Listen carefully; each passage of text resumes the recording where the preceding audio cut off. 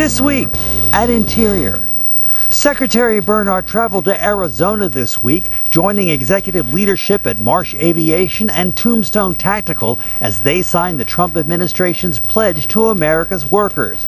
More than 450 companies have now signed the pledge, committing to invest in their workforce and bring on new workers as the U.S. continues its historic economic recovery, with more than 11 million jobs being added back since May. The Secretary joined Pinal County, Arizona Sheriff Mark Lamb to highlight the Trump administration's significant progress in tackling illegal immigration and the illicit drug trade. He also took part in a roundtable with law enforcement officers before announcing a significant drug bust that took place this week. Interior's opioid drug task force has made more than 700 arrests and seized more than 5,800 pounds of drugs over the past 2 years. In Nevada, Secretary Bernhardt participated in a naturalization ceremony, welcoming 28 new American citizens. These applicants' commitment to our country and the respect for the lawful immigration system has led them to this significant milestone, which has been years in the making. The Secretary this week announced 30 new national recreation trails in 25 states, adding more than 1,200 miles to the National Trails system.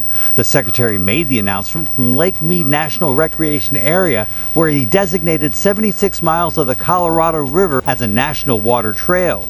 The designation comes in addition to the 370 miles of national recreation trails designated last year, bringing the Trump administration's total to 49 trails added, spanning more than 1,600 miles.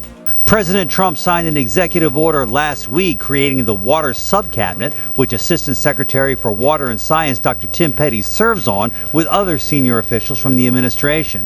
In their first actions, they were in South Florida this week for a groundbreaking ceremony with Governor DeSantis and to support the Trump administration's ongoing and significant efforts to restore the Everglades.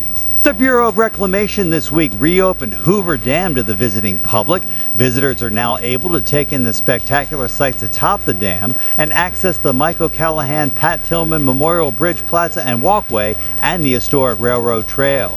Deputy Secretary Kate McGregor joined USGS Director Dr. Jim Riley and Counselor to the Secretary Margaret Everson at Mount Rainier National Park this week to announce the successful permitting and ongoing installation of 5 new lahar monitoring stations.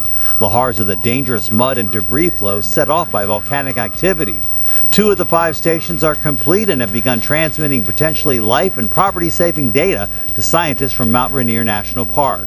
The Trump administration this week signed a preliminary agreement to pursue a land swap between the National Park Service and the U.S. Virgin Islands. The agreement opens the door for local officials to finally achieve their long-standing effort to construct the first K-12 public school on St. John. Public education on St. John is currently only available through the 8th grade. To complete a high school education, students must commute by boat to St. Thomas each day during the school year. And our social media picture of the week, one of the most awe-inspiring sights in the country, the Teton Range rising above the Snake River floodplain like a rugged fortress. While the jagged skyline dominates the landscape, it's the interplay of mountains, faults, glaciers, forests, rivers, lakes, wetlands, and geologic features that create the overall grandeur of Grand Teton National Park in Wyoming. Make sure you follow us on Facebook, Instagram, Twitter, and YouTube. That's This Week at Interior.